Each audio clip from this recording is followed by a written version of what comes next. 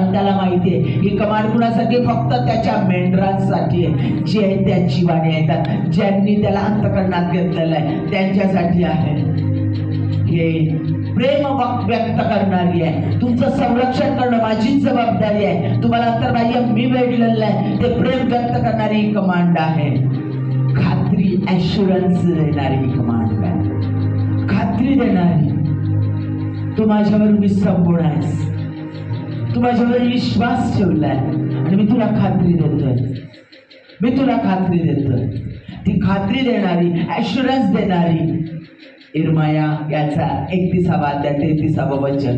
मी आपले नियमशास्त्र तुमच्या अंतःकरणात लिहिले आहे आणि मी आपली वचनं तुमच्या मुखात घातलेली आहे. मी तुमचा देव आणि तुम्ही माझे लेकरं आहात. खात्री, आणि म्हणून त्याला खात्रीने ही खात्री व्यक्त करणारी ही कमांड आहे. मी तुमचा देव आणि तुम्ही माझे लेकरं आहात. माझं नियमशास्त्र मी तुमच्या अंतःकरणात लिहिलेलं आहे आणि म्हणून ही खात्रीदायक अशी ॲश्युरन्स देणारी अशी कमांड आहे. करार आठवून देणारी ही कमांड आहे. परमेश्वराची योजना पुढे नेणारी ही कमांड आहे. म्हणजे देवाची योजना आमच्याबद्दलची काय आहे ती पूर्ण करण्यासाठी परमेश्वर आम्हाला ही कमांड देतोय. त्याची योजना काय आहे आमच्यासाठी आणि त्याची योजना आमच्यासाठी उत्तम आहे आणि ती योजना पूर्ण करणारी ही कमांड आहे. आधीच विजय घोषित करणारी ही कमांड आहे. ही आज्ञा जी आहे आधीच आम्ही परमेश्वराकडे खळबळ करू, काय मागू, काय करू याच्या आधीच ही आम्हाला आज्ञा दिलेली आहे. म्हणजे आम्ही मागण्याच्या आधी आम्हाला विजय घोषित करणारी ही कमांड आहे, ही आज्ञा आहे. आता केव्हा दिली ही आज्ञा? आपण पहिले, दुसरं आणि तिसरं वचन वाचलेलं आहे, परत ते वचन वाचणार आहे मी. ही आज्ञा केव्हा आणि का दिली?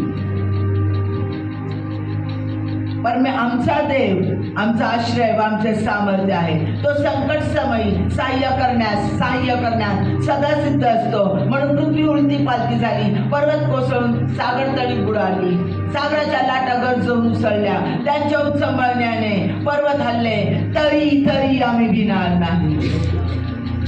जेव्हा संकट येतं आमच्यावर, जेव्हा आपण म्हणतो पृथ्वी उलटी पालती झाली, पृथ्वी उलटी पालती होणं म्हणजे काय आमच्या जीवनात, प्रत्येकाच्या जीवनात म्हणजे आहे ती सगळी परिस्थिती उलट पालट होते, सगळं घुसळून टाकलं जातं. होत्याचं नव्हतं होतं, सगळं उद्ध्वस्त होतं, कुठूनच उत्तर मिळत नाहीये. कंटिन्यू मागतोय, प्रार्थना करतोय, कुठंच उत्तर नाहीये.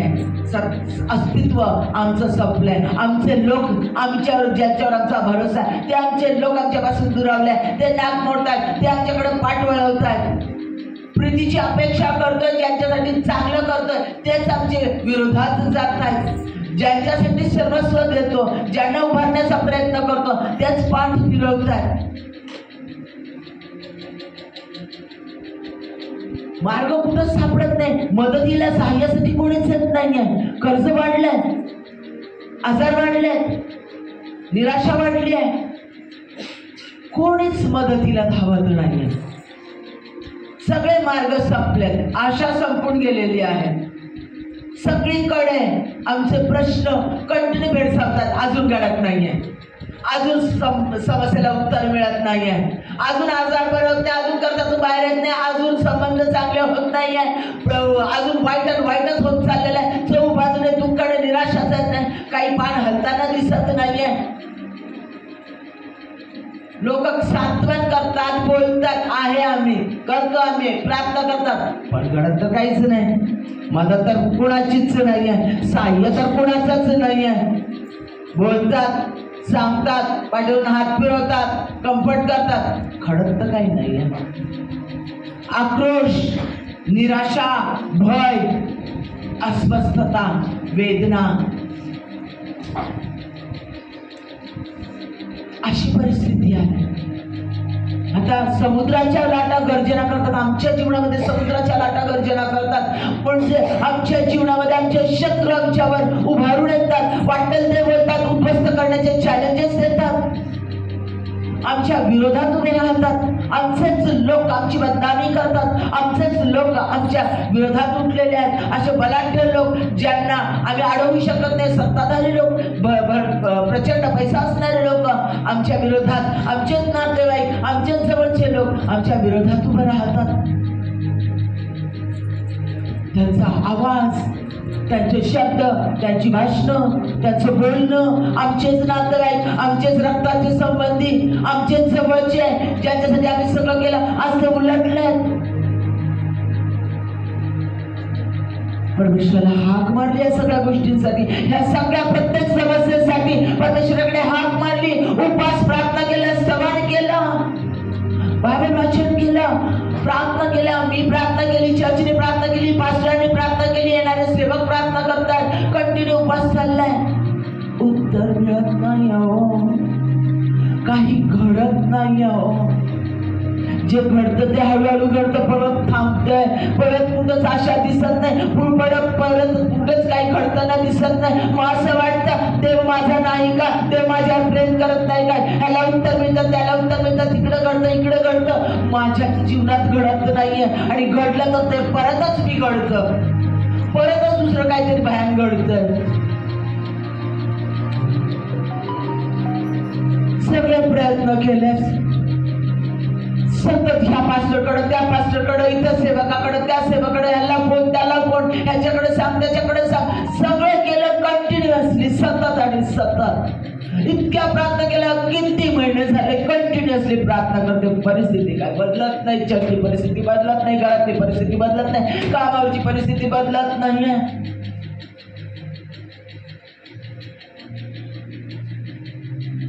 साईरा भैरा लावलं, सर्व प्रयत्न झाले. आणि तेव्हा परमेश्वराने आज्ञा दिली, आणि तेव्हा परमेश्वराने सांगितलं, शांत हो, शांत हो. केव्हा शांत होतोस तो? आम्ही 2 वेळेला, कांदो नाही का? आम्ही केव्हाच शांत होतो जेव्हा ही सगळी अशी परिस्थिती आहे. आम्ही शांत होतो तेव्हा एकदा म्हणजे आमची दुर्बलता आम्हाला दिसून येते, काहीच करू शकत नाही. आजार जाता जात नाही, या डॉक्टरकडे, त्या डॉक्टरकडे, इकडे तिकडे सगळीकडे गेलं, आजार जाता जात नाही. काहीच परिस्थिती मनुष्याला बदलू शकत नाही, त्याची दारू सोडू शकत नाही, त्याच्या वाईट गोष्टी सोडू शकत नाही, त्याचा शिवाय सोडू शकत नाही, त्याचे वाईट समज सोडू शकत नाही, घरातले अडचण, त्याचा प्रश्न सोडू शकत नाहीये, कामावरचा जॉबचा प्रश्न सोडू शकत नाहीये. आपल्यापेक्षा इतके मोठे लोक आहेत, इतके जबरदस्त, इतके सत्ताधारी, इतके पैसेवाले आणि इतके खोटं बोलणारे, इतके खोटं वागणारे असे लोक आहेत, सोडू शकत नाही, काहीच करू शकत नाही. ज्या वेळेला आमचे हात टेकतात, आम्ही आता काहीच करू शकत नाही, आमच्या सहाय्यासाठी कोणीच जाऊ शकत नाही, सगळीकडून आरोळी टोकली, मदत मागितली, काहीच करू शकत नाही. त्यावेळेला आम्ही हतबल होऊन, निराश होऊन शांत होतो. दुसरी गोष्ट, ज्या वेळेला आम्हाला कळतं आम्हाला मदत करणारी व्यक्ती कशी परिस्थिती असू दे, पण माझ्या संगती अशी व्यक्ती आहे की जबरदस्त बलंड आहे, जबरदस्त सत्ताधारी आहे, जबरदस्त पैसा आहे आणि टॅलेंट आहे, बुद्धिमत्ता आहे, आणि माझ्यावर प्रचंड प्रेम आहे, माझ्यासाठी वाटतं ते करायची तयारी आहे, मला गरज नाही कशाची. मी त्या व्यक्तीवर संपून राहील, कारण मला हात पण कोणी लावू शकणार नाही, मला माझ्या जीवनात काहीच घडू शकणार नाही. जो काही माझा प्रॉब्लेम आहे तो सगळं ही व्यक्ती सॉल्व्ह करेल. ही व्यक्ती इतकी जबरदस्त, ही व्यक्ती माझ्यावर एवढी प्रेम करते, ही व्यक्ती माझ्यासाठी माझा हात टाकलेला आणि मला 1 मिनिट पण सोडणार नाही, हे ज्या वेळेला खात्री बसते ना त्यावेळेला मग आम्ही शांत होतो, आमचं रडणं थांबतं, निर्धास्त होतो, गाढ शांत झोप लागते, अश्रू थांबतात. काय असेल ती व्यक्ती बघून गेला, आता मला काही काळजीच नाही, ती व्यक्ती सगळं करत, ती आता बिंदास, मी आता बिंदास आहे, आता मला काही घाबरायची गरज नाही. ती व्यक्ती ज्याला मी आहे ना, मी बघून गेल ना, मी करेल ना, पूर्ण खात्री बसते, त्यावेळेला आम्ही शांत. लक्षात घ्या, इथे परमेश्वर सांगतो शांत. इथं परमेश्वर सांगतो, स्वतः देव आज्ञा करतोय की शांत हो. शांत हो म्हणजे कसं शांत हो? धडपड करणं बंद, स्टॉप, शांत. पळणं थांबवा. न्याय मागणं थांबवा. लोकांकडे हात पसरणं थांबवा. देवाचा आत्मा सांगतोय, मी नाही सांगत. मदतीची अपेक्षा करणं थांबवा. ह्याला फोन त्याला फोन करणं थांबवा. याची भेट त्याची भेट थांबवा. ह्याच्या समोर लाचारी त्याच्या समोर लाचारी. घरगुती उपाय, ह्या डॉक्टरकडे त्या डॉक्टरकडे, या बाबाकडे या बाईकडे, हे प्रयत्न ते प्रयत्न थांबवा. वादविवाद, मी बोलेल आणि मी उत्तर दे, मी असं करेल, मी सरळ कर थांबवा. मी माझं मत मांडेल आणि मी कशी खरी आहे, मी कसा खरा आहे हे मी दाखल थांबवा. प्रश्न विचारणं थांबवा. का माझ्याच जीवनात, काच माझ्या लेकराच्या जीवनात, का माझ्या कुटुंबात, का माझ्या चर्चमध्ये, का माझ्या कामावर, का थांबवा. प्रश्न विचारणं थांबवा. नेगेटिव्ह बोलणं, असंच घडेल, नाही सुटणार प्रश्न, नाही होणार हे, नाही आता संपलं, वेळ गेली निघून, आता वेळ संपली, आता शरणागती, आता असं झालं, आता तसं झालं, नाही संपलं, आता काही घडू शकत नाही, आता माझ्यात नाही ना ताकद, मग आता काही घडणार नाही. निराश बोलणं थांबवा. निराशेचे शब्द बोलणं थांबवा. हे असंच घडत ते तसंच घडत ते तसंच घडत, नाही नाही नाही नाही मला आता भीती वाटली, थांबवा. थांबवा. हे बोलणं थांबवा. शोक करणं थांबवा. यशात 30 मध्ये सांगितलेलं आहे, शोक करणं थांबव. तू इथपर शोक करणार नाहीस. रडणं, शोक करणं, अश्रू गाळणं थांबवा. सगळे सगळे सगळे प्रयत्न थांबवा. स्टॉप. शांत व्हा. देव सांगतो शांत व्हा. सगळे प्रयत्न, सगळ्या हालचाली करणं सगळं थांबवा. बायबलमध्ये कोण कोण शांत राहिलं? कोण कोण? अलिशा शांत होता. दुसरे राजे याचा 6वा अध्याय 17वा वचन, घरी गेल्यानंतर वाचा. दुसरे राजे 6वा वचन 17वा अध्याय 6वा अध्याय 17वा वचन. इजबेल ते सगळे शत्रू विरोधात उठलेत आणि गेहजी घाबरून गेला. आता कसं होईल? अलिशा हलत नाही. अलिशा शांत होता, कारण देवाने त्याला शांत म्हणून सांगितलं. त्याला माहिती होतं शांत राहण्याचं सामर्थ्य काय आहे परमेश्वराचं. आणि त्याचा गेहजी नोकर अस्वस्थ झाला, आकाश तांडव करायला लागला. त्यावेळेला त्यानं म्हटलं, फक्त तो शांत काय आहे त्याला दाखवलं. म्हटलं, परमेश्वराचे आत्मिक डोळे उघडण्याला दाखव. आणि जेव्हा गेहजीचे डोळे परमेश्वराने उघडले, त्यावेळेला लॉर्ड ऑफ होस्ट सैन्यांचा देव, त्याचं अग्नीचं सैन्य त्याला दिसून आलं. केवढं प्रचंड बलाढ्य अग्नीचं सैन्य, परमेश्वराचं सैन्य आमच्यासाठी लढवायस उभं आहे हे त्याला त्याच्या डोळ्याने दिसलं. मग कळलं त्याला, अलिशा काय शांत. देवाचा प्रॉफिट, देवाचा माणूस शांत का होता? दावीद देवाचा अभिषिक्त दास होता. शाऊल त्याच्या पाठीमागं हात धुवून लागलेला होता. काही केलं नव्हतं त्या शाऊलाचं वाईट, उलट त्याला अशुद्ध शक्तीतून सोडवलेलं होतं. त्याच्या पोलिसांनी लग्न केलं होतं. त्याचा जावई होता. जरी दावीदाला अभिषेक झालेला होता राजा होण्याचा, पण राज्याची गादी जावई असून देखील त्याने हिसकावून घेतली नाही, की शब्द बोललेला नव्हता. तरी हा शाऊल त्याच्या पाठीमागं हात धुवून लागला होता. शाऊलाला दुरात्मा सतावीत असेल त्यावेळेला हाच प्रेझेंट वर्शिप करून आणि हार्प वाजवून, त्याचं दशतंतू वाद्य वाजवून त्याला त्या अशुद्ध शक्तीतून बाहेर काढत होता, सुटका मिळवून देत होता, त्याचं रक्षण करत होता. तरी देखील त्याचा अभिषिक्त म्हणून सन्मान करत होता. 2 वेळेला शाऊलाला देवानं दाविदाच्या हातात दिलं, तरी दाविदाने त्याचा अंत केला नाही. त्या दाविदाच्या पाठीमाग शाऊल हात धुवून लागलेला होता. दावीद शांत. दाविदाने हत्यार उगारलं नाही. दाविदाने जाऊन शाऊलासाठी भांडला नाही. दाविदाने शाऊलाची कत्तल केली नाही. परमेश्वराने त्याचा नाश त्याच्याचमुळं, शाऊलाचा नाश त्याच्याच कर्मामुळं, त्याच्याच हाताने होऊ दिला. आणि दाविदाचे शत्रू संपवून. लक्षात घ्या, शांत राहिला दावीद. किदोन सगळी इस्रायलाची परिस्थिती पाहून घाबरून गेलेला होता, खळ्यात लपून बसलेला, त्यालाच लढवाय म्हणून उभं केलं शांत. इफ्ताह वेश्येचा मुलगा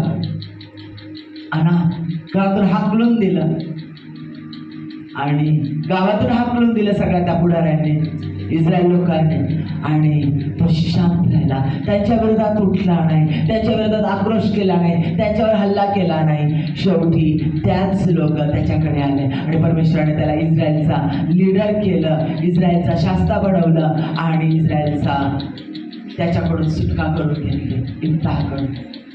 नामी शांत होती, शांतपणे परमेश्वराकडे थांबून राहिली आणि परमेश्वराने तिला शमूएल दिला. रूथ सासराही मेला, दिरही मेला, नवराही मेला, परके लोक, परकी सासू, त्या लोकांचे ती आपली सासू देवाने दिलेली तिच्या पाठीमागे गेली. तुझे लोक ते माझे लोक. शांत राहिली, अपेक्षा केली नाही. देवाने तिला बवाज दिला, तिची पुनर्स्थापना केली. ती शांत राहिली, तिची पुनर्स्थापना केली. अशी पुनर्स्थापना केली, बवाज दिला तिला, तिच्या नवऱ्याचं वेतन तिला मिळालं, प्लस येशू ख्रिस्ताच्या तिच्या वंशामध्ये येशू ख्रिस्ताचा जन्म झाला. दाविदाची आजी झाली ना ती रूथ, दाविदाची आजी. तिच्याच वंशामध्ये दाविदाचा जन्म, तिच्याच वंशामध्ये येशू ख्रिस्ताचा जन्म. वा, शांत राहिली.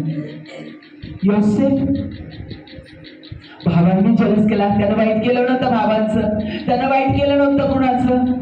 भावांनी गुलाम म्हणून विकलं, तिथं त्या लोकांचं चांगलं केलं. त्या लोकांनी पोटिफरच्या बायकोने त्याच्यावर तिची घाणेरडी इच्छा पूर्ण केली नाही म्हणून त्याच्यावर बलात्काराचा आरोप टाकून काहीतरी टाकला. शांत उठला नाही, त्या स्त्रीच्या विरोधामध्ये उठला नाही, पोटिफरच्या विरोधामध्ये शांत.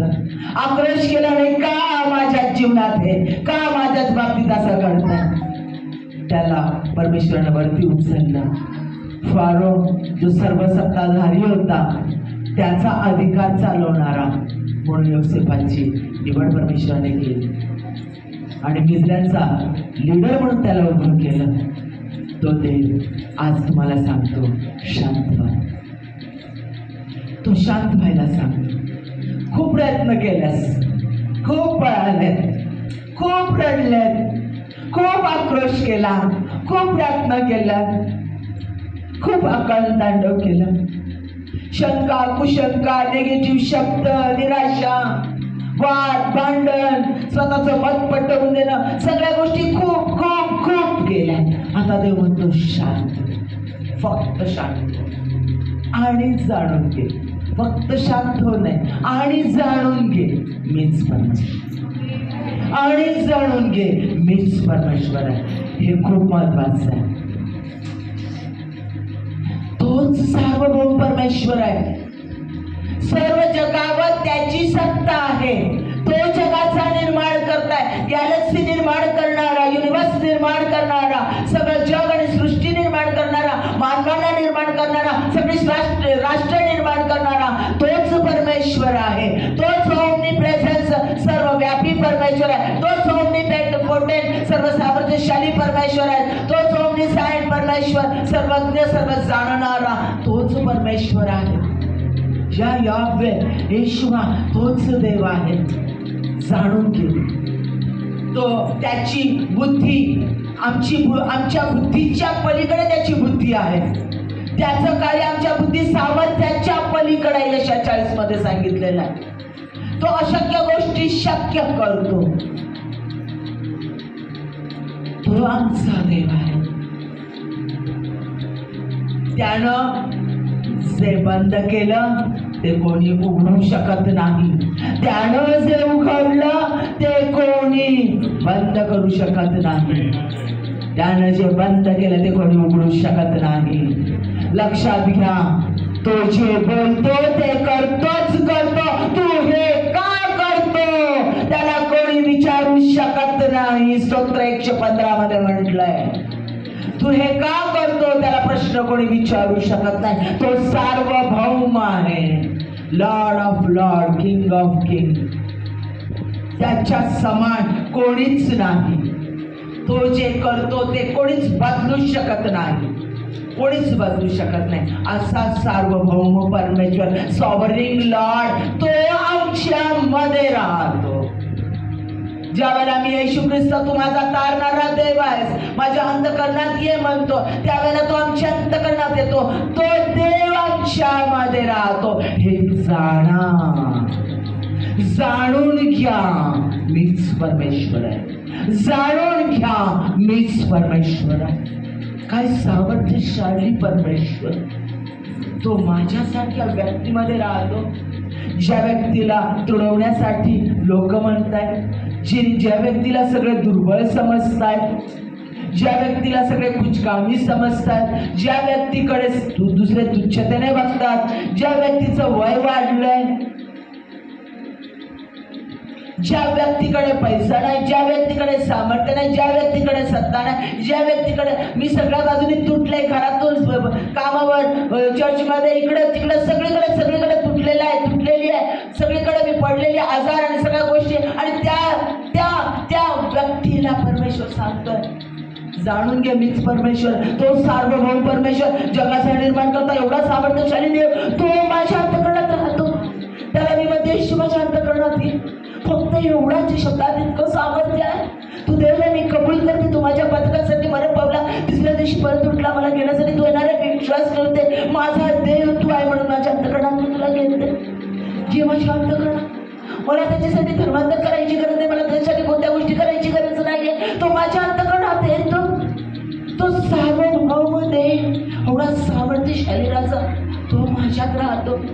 तो कधीच सोडत नाही. तो जेव्हा श्यामा आहे, मी चालेल तिथं तो माझा देव माझ्या संगती आहे. तो मला सोडत नाही, टाकत नाही. तो देव माझ्यात राहतो. म्हणजे मी जिथे जाईल तिथे मी त्याला कॅरी करून चालते. तो एक क्षणही मला सोडत नाही, एक क्षणही सोडत नाही. तो देव सामर्थ्याचा परमेश्वर, जो परिस्थिती बदलवतो, समय बदलवतो, व्यक्ती बदलवतो, तो देव माझ्यामध्ये राहतो. जाणून घे, जाणून घे. तो परमेश्वर, तो माझ्यामध्ये राहतो.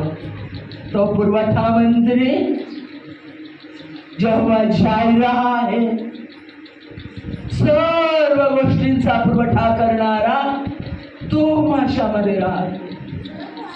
ज्या माझ्यामध्ये उणीव आहे, ज्या माझ्यामध्ये कमतरता, जे मला हे पाहिजे ते पाहिजे म्हणून मी कंटिन्यू ह्याच्याकडे हात पसर, त्याच्याकडे हात पसर, ह्याला सांग त्याला सांग, मला न्याय मिळून द्या, मला हे करून द्या, मला ते करून द्या, माझं मला द्या, हे म्हणणारे मी ह्याला त्याला म्हणते. तोच परमेश्वर, जे सगळं त्यानं निर्माण केलं, तो माझ्यात आहे. तोच सामर्थ्याचा देव माझ्यामध्ये राहतो. जाणून घे, जाणून घे. शांती देणारा देव, सुख लागत नाही, अस्वस्थ, बेचैन, कधी होईल, कसं होईल, केव्हा होईल, काय होईल, कसं कळेल, काय कळेल, आता माझं पुढचं भविष्य कसं, यांचं पुढचं भविष्य कसं, लेकरांचं पुढचं भविष्य कसं, ते कसं कळेल, ते काय कळेल, कसं कळेल आणि काय कळेल नाही. झोप लागत नाही. परमेश्वर म्हणतो, तो जेव्हा शालोम, शांती देणारा देव, I am who I am, जो मी आहे तो मी आहे, तो माझ्यामध्ये आहे. जाणून घे, जाणून घे. लॉर्ड ऑफ होस्ट, सैन्यांचा देव, ज्या वेळेला गेहजीचे डोळे उघड म्हटलं, दुसरे राजे 6:17 वचनात, गेहजीचे डोळे उघडायला आले, शाळेत सांगितलं, त्याला पूर्ण लॉर्ड ऑफ होस्ट, अग्नीचं सैन्य त्याला दिसलं. तो सेनाधीश परमेश्वर, सैन्यांचा देव, सगळ्या जगावर त्याची सत्ता आहे. तो युद्ध लढतो आणि तो प्रत्येक युद्धात विजयी आहे. तो देव माझ्यामध्ये राहतो आणि तो म्हणतो, मी तुझ्या शत्रू संगती लढेल, त्यांना मी त्यांचं रक्त मांस खावयास लावील. यशाया 49 मध्ये म्हटलं, यशाया 39 मध्ये म्हटलं. बघा, परमेश्वर तो देव, सामर्थ्याचा देव, तो तुमच्यामध्ये आहे. जव्वानीसी, जो विजयाचा झेंडा आहे, तो परमेश्वर आमच्यामध्ये राहतो. जाणून घे. जव्वासाधिकोने, जो पवित्रतेचा देव, जो आमची धार्मिकता जेव्हा सद्गुणी, जो आमची धार्मिकता ज्याला येशू ख्रिस्त आमच्यात येतो, आमचं सगळं पाप नष्ट होतं आणि त्याची धार्मिकता आम्हाला मिळते. आणि यशाया 54:17 वचनात सांगितलेलं आहे, तुमच्या विरोधात तयार केलेलं कोणतंही हत्यार तुमच्या विरोधात चालणार नाही. त्यांना तुम्ही दोषी ठरवाल अशी परमेश्वराची धार्मिकता तुम्हाला प्राप्त झालेली आहे. त्यांची धार्मिकता यशाया 62 मध्ये म्हटलंय, तुझी धार्मिकता उदय प्रभेप्रमाणे पाकेपर्यंत मला चैन पडणार नाही. तो अभिवचन देणारा देव जेव्हा सद्गुणी, तो आमची धार्मिकता, तो आमच्यात राहतो. आम्हाला दोष देण्याचं, आम्हाला वाईट म्हणण्याचं, आम्हाला कमी लेखण्याचं धैर्य कुणाचं तो होऊ देत नाही. कारण धार्मिकताच आमच्यामध्ये राहते, पवित्रताच आमच्यामध्ये राहते. जाणून घे, जाणून घे, तो धार्मिकतेचा देव, तो स्वतः धार्मिकता, तो स्वतः पवित्रता आहे. तोच पवित्रतेचा देव तो आमच्यामध्ये राहतो. जाणून घे. He is God. He is sovereign Lord. He is my protection.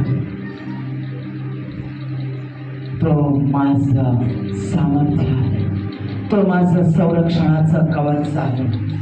सर्व काही ज्याच्या नियंत्रणात आहे तो परमेश्वर. Everything is under his control. जे सर्व काही आहे ते सर्व त्याच्या कंट्रोलमध्ये आहे. तो परमेश्वर, महासामर्थ्यशाली परमेश्वर माझ्यामध्ये राहतो. ऑलमाइटी गॉड, ताकदवर परमेश्वर, सामर्थ्यशाली परमेश्वर, तो माझ्यात राहतो. जो प्रेम आहे, जो कळवाळू आहे, जो क्षमा करणारा आहे, जो पुनर्स्थापना करणारा आहे, तो परत रिस्टोरेशन करणारा आणि परत सुरुवात करणारा देव आहे. तो रिनोव्हेशन करणारा, सर्व काही नवीन सुरुवात देणारा. जुने ते संपले, यशाया 43 मध्ये म्हणतो, जुने ते संपले, सर्व काही नवीन करत आहे. जुन्या गोष्टीची आठवण करून नकोस, कारण मी नवीन गोष्ट तुझ्यासाठी करत आहे असा म्हणणारा तो देव, असा म्हणणारा तो देव आमच्यामध्ये राहतो. जो आमची आशा आहे, जो आमचा आश्रय दुर्ग आहे, जो कधी न बदलणारा आहे. आईबाप बदल, नवरा बदलेल, बायको बदलेल, लेकरं बदलतील, बॉस बदलेल, मालकीन बदलेल, सगळं बदलेल, अधिकारी बदलतील, पण तो कधीच बदलणार नाही. तो काल, आज, युगानुयुग सारखा आहे. त्याचं वचन देखील बदलत नाही आणि त्याने तुमच्यासाठी केलेल्या योजना पण बदलत नाही. त्याच्या योजना इर्मया याच्या 29:11 वचनात सांगितलेल्या, तुझ्या संबंधीच्या माझ्या योजना तुझ्या हिताच्या आहेत, अहिताच्या नाही, हानीच्या नाही.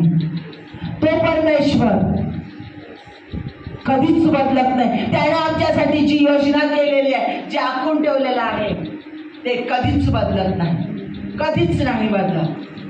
तो परमेश्वर न बदलणारा, कधीच हात न सोडणारा.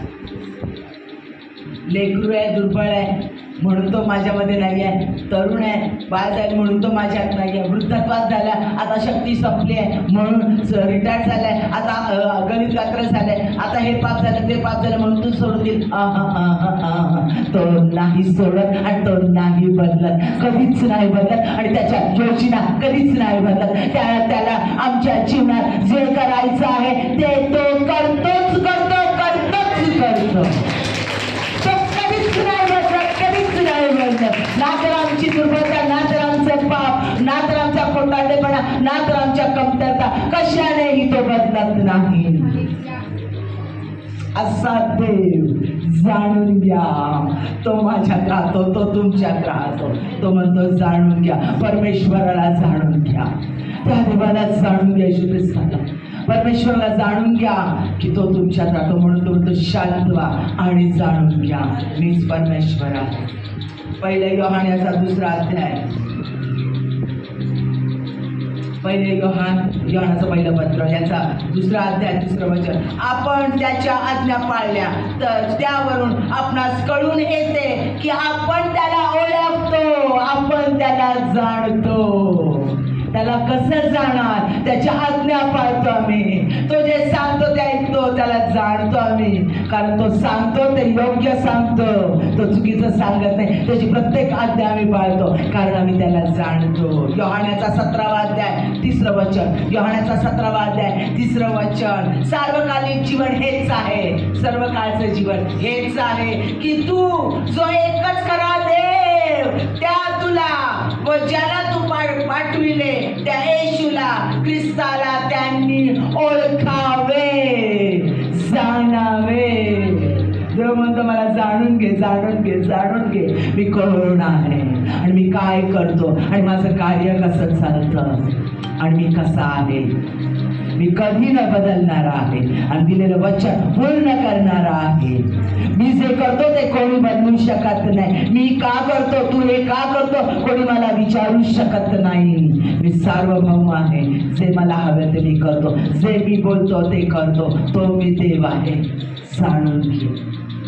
पहिले योहानाचं पहिलं पत्राचा 4था अध्याय 6वं वचन. आपण देवाचे आहोत. जो देवाला ओळखतो तो आपले ऐकतो. जो देवाला जो देवाचा नाही तो आपले ऐकत नाही. यावरून सत्याचा आत्मा कोणता व भ्रांतीचा आत्मा कोणता हे आपण ओळखावे. आम्ही देवाला ओळखतो तर देव जे सांगतो त्याचा शब्द आम्ही जाणतो आणि तो स्वीकारतो आणि त्याप्रमाणे आम्ही चालतो. जाणून घे, ओळख, देवाला ओळख. माझ्या प्रियानो, जे आम्ही देवाला ओळखतो ते त्याची वाणी ऐकतो आणि त्याच्याच मार्गाने चालतो. शांत हो आणि जाण मीच परमेश्वर आहे. इर्मायाचा 24वा अध्याय 7वं वचन. इर्मायाचा 24वा अध्याय 7वं वचन. मी परमेश्वर आहे असे मला ओळखणारे हृदय मी त्यांना देईल. वाव, काय सुंदर अभिवचन परमेश्वराने दिलंय. मी परमेश्वर आहे असे मला ओळखणारे हृदय मी त्यांना देईल. मग मला नावं ठेवणारे लोक, मला तुडवू पाहणारे लोक, अहो त्यांना ते हृदय नाही दिलंय, तुम्हाला दिलंय. टाळ्या वाजून त्याचा धन्यवाद करा. म्हणा मला ते हृदय, परमेश्वराला ओळखणारं हृदय मला दिलं आहे. मला ते हृदय दिलेलं आहे. किती आशीर्वादित तुम्ही आहात. मी परमेश्वर आहे असे मला ओळखणारे हृदय मी त्यास देईल. ते माझे लोक होतील व मी त्यांचा देव होईल. कारण ते मनापासून माझ्याकडे वळतील. का वळतील? कारण मी त्यांना ते हृदय देईल. माझ्या प्रियांनो, परमेश्वराला जाणून घेण्याचं हृदय तो देईल. इर्मायामध्ये असं म्हटलेलं आहे 30 अध्यायामध्ये की माझ्याजवळ येण्याचा कुणाच्या मनाला हिया झाला आहे, म्हणजे धैर्य झाला आहे. मी बोलवल्या वाचून माझ्याजवळ कोणीच येऊ शकत नाही. देव सांगतो, देवादी देव परमेश्वर सांगतो, अरे आणि त्या देवादी देव परमेश्वरनं मला बोलवलं, मला त्याची वेळ दिली आणि मला त्याला जाणून घ्यायला सांगितलेलं आहे आणि त्याचं वचन माझ्या प्रत येतं आणि तो मला हक्काने म्हणतो, प्रेमाने म्हणतो, मला जाणून घे. शांत दगदग करणं बंद कर. मातेसारखी दगदग करणं बंद कर. जाणून घे मीच परमेश्वर. योग याचा 22वा अध्याय 22वा वचन. योग याचा 22वा अध्याय 22वा वचन. आता त्याच्या तोंडचे धर्मशिक्षण घे. आता त्याच्या तोंडचे धर्मशिक्षण घे. त्याची वचने आपल्या हृदयात साठव. त्याची वचने आपल्या हृदयात साठव. दुसरे तिमोथी याचा 3रा अध्याय 16वं वचन. 3:16. दुसरे तिमोथी याचा 3रा अध्याय 16वं वचन. प्रत्येक परमेश्वर प्रेरित शास्त्रलेख, प्रत्येक परमेश्वर प्रेरित म्हणजे आत्म्याने लिहिलेला, परमेश्वराच्या आत्म्याने लिहिलेला शास्त्रलेख, सद्बोध, दोष दाखवणे, सुधारणूक, नीती शिक्षण याकरिता उपयोगाचे आहे. ते सर्व त्याचा आत्मा आम्हाला शिकवतो. कारण आम्हाला इर्म्या 24:7 मध्ये काय सांगितलंय? मी परमेश्वर असे मला ओळखणारे हृदय मी तुम्हाला देईन. म्हणजे सगळे पवित्र आत्म्याच्या द्वारे लिहिलेली वचनं आणि त्याचं दिलेले त्याचे संदेश ते सगळे समजून घेणारं अंतःकरण तो आम्हाला देतो. परमेश्वराला ओळखणारं, त्याला जाणून घेणारं अंतःकरण हृदय त्यानं आम्हाला दिलेलं आहे. आणि म्हणून तो म्हणतो शांत व्हा आणि जाणून घे. शांत हो, आधी जाण, ओळख कोण देव तुझ्यामध्ये. बघ, मी जो सगळ्या जगाचा निर्माण करता, अशक्य गोष्टी शक्य करणारा सार्वभौम देव, प्रेम करणारा, क्षमा करणारा, परिस्थिती बदलवणारा, मनुष्य बदलवणारा, समय बदलवणारा तो परमेश्वर मी तुझ्यात आहे, तुझ्यामध्ये आहे. तो येशू ख्रिस्त मी तुमच्यामध्ये आहे.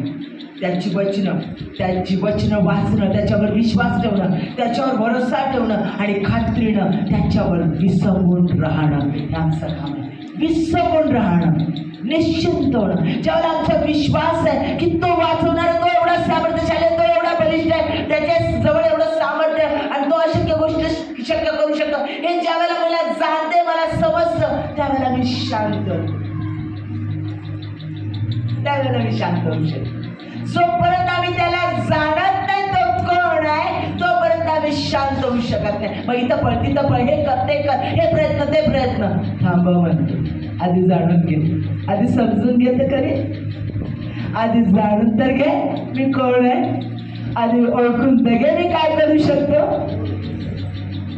आधी ओळखून तर घे मी तुझ्यामध्ये कसा राहतो, मी कसा देणारी, कसा तुझ्यात वस्ती करतो, तुझ्या अंतःकरणात पूर्णपणे राहतो. अंतर्बाह्य मी तुला भेटलेलं आहे. जाणून तर घे.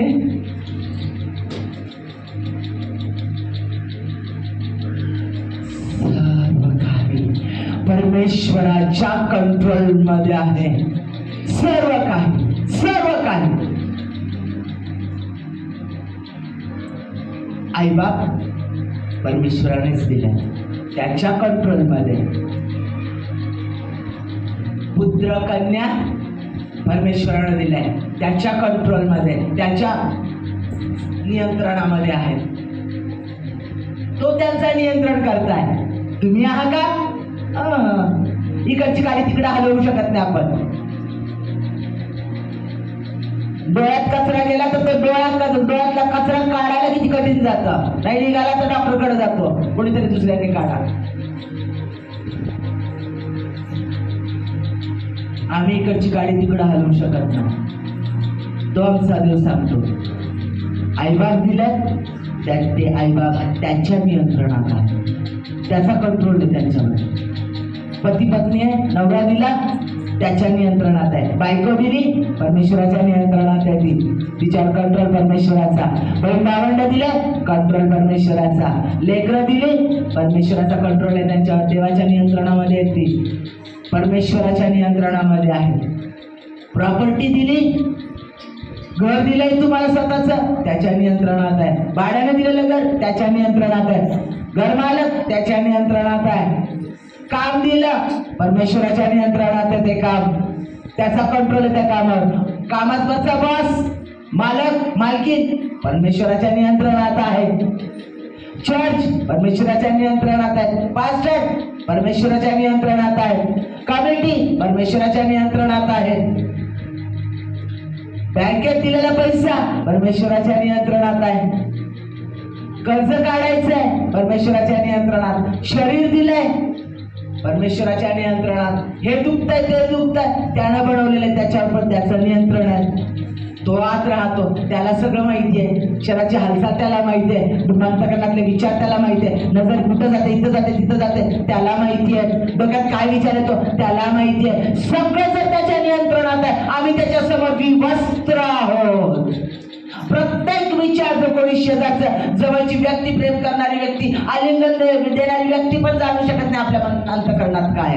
पण परमेश्वराला A to Z गोष्ट आमच्या अंतःकरणातली माहिती आहे. आमच्या अंतःकरणात येणारा विचार, आमच्या नजरेत दिसणारी प्रत्येक गोष्ट, कानात जाणारा प्रत्येक शब्द त्याला माहिती आहे. सर्व काही त्याच्या नियंत्रणात आहे. जर सर्व काही तुमचं प्रॉपर्टी, तुमचा पैसा, तुमचा कामधंदा, तुमचं सर्व काही जे काही आहे शरीरासहित सर्व काही परमेश्वराच्या नियंत्रणात आहे, ज्या कशावरच तुमचं नियंत्रण नाही, कशावरच तुमचं नियंत्रण नाही. आम्हाला वाटतं लेकरांवर आमचं नियंत्रण आहे, आम्हाला वाटतं बायकोवर आमचं नियंत्रण आहे, आम्हाला वाटतं नवऱ्याला मुठीत ठेवते मग नवऱ्यावर माझं नियंत्रण आहे, आम्हाला वाटतं कामावर आमचं नियंत्रण आहे, आम्हाला वाटतं इकडं आमचं कशावरच आमचं नियंत्रण नाही. ओळखा प्रियांना, कोरोनाने खूप छान समजावून सांगितलेलं आहे तुम्हाला. कोरोना खूप काही छान शिकवून गेलेला आहे. कशावरच आमचं नियंत्रण नाही. परमेश्वर जर नगर रक्षत नाही तर राखणाऱ्याचे श्रम व्यर्थ व्यर्थ व्यर्थ व्यर्थ. परमेश्वराचं कंट्रोल, त्याचं नियंत्रण प्रत्येक गोष्टीवर आहे हे जाणून घ्या. आणि तो सर्व गोष्टीवर नियंत्रण करणारा परमेश्वर आमच्यात राहतो, तो आमच्यामध्ये आहे. मग भयाचा आत्मा, धास्तावणारा आत्मा, इकडं पळ तिकडं पळ, तिकडं जा तिकडं कर, हे कर, मी पण करते, मलाही होतं. परमेश्वर म्हणतो थांबवा, थांबवा ते सगळं आणि शांत व्हा. भयाचा आत्मा हा सैतानापासून आहे, कारण देवाचं वचन आहे, मी तुम्हाला भयाचा आत्मा दिला नाही, भीतीचा आत्मा दिला नाही, तर धैर्याचा आत्मा दिलेला आहे. देवापासून धैर्याचा आत्मा आहे, देवापासून शांतीचा आत्मा आहे, सामर्थ्याचा आत्मा आहे.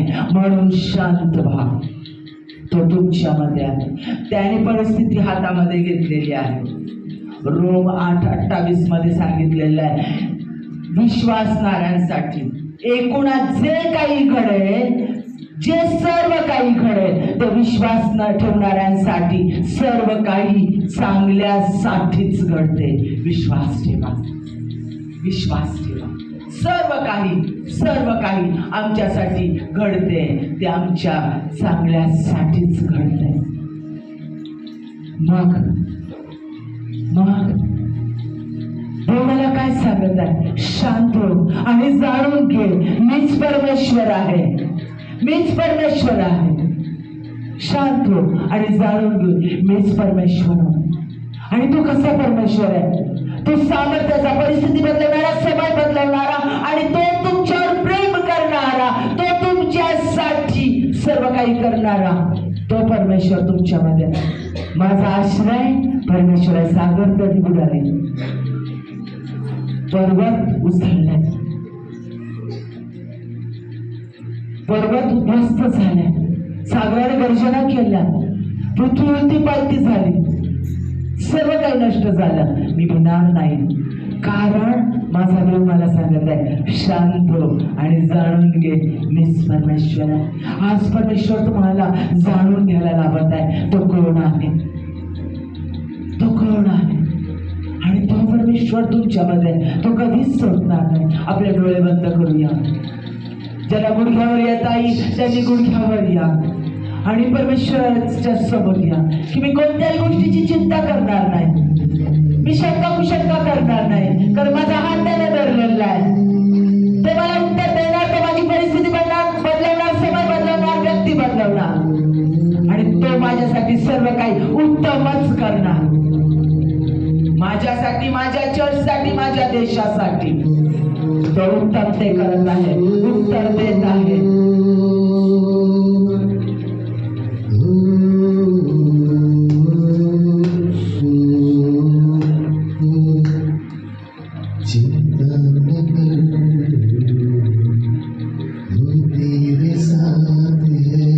आमेन, आमेन.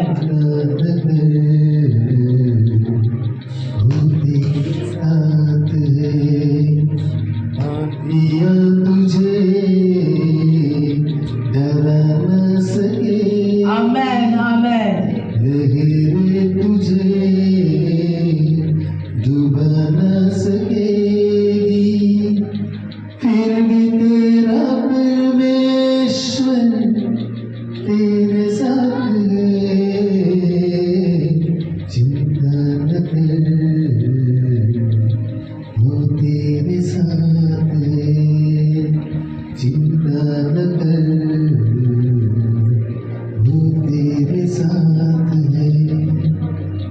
जीवन की राहों में हालात यूं होंगे, जीवन की राहों में हालात यूं होंगे। आमेन, आमेन. सूझेगा ना कुछ भी, सब द्वार बंद होंगे।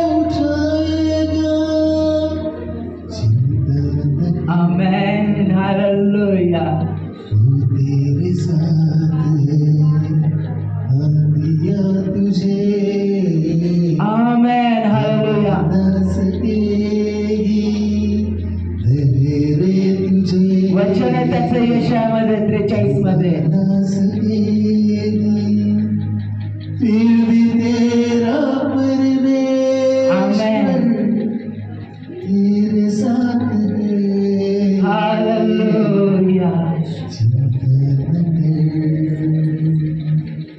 वो तेरे साथ है हालेलुया हालेलुया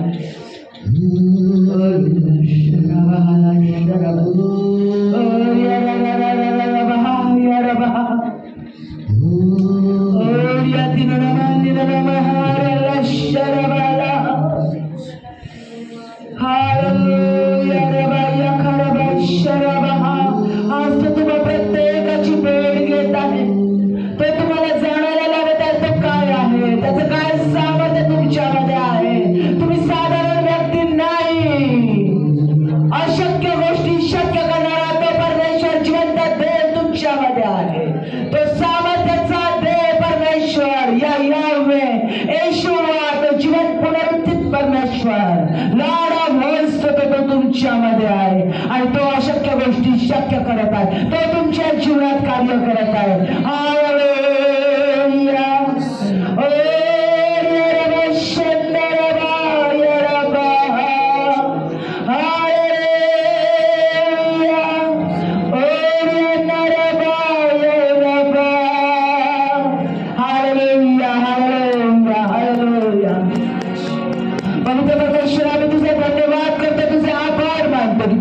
शांत व्हायला आणि जाणून घेण्यास सांगितलेला आणि तू कोण आहेस तू काय करतोस आणि तू कसा देव आहेस तू आमच्यामध्ये आहेस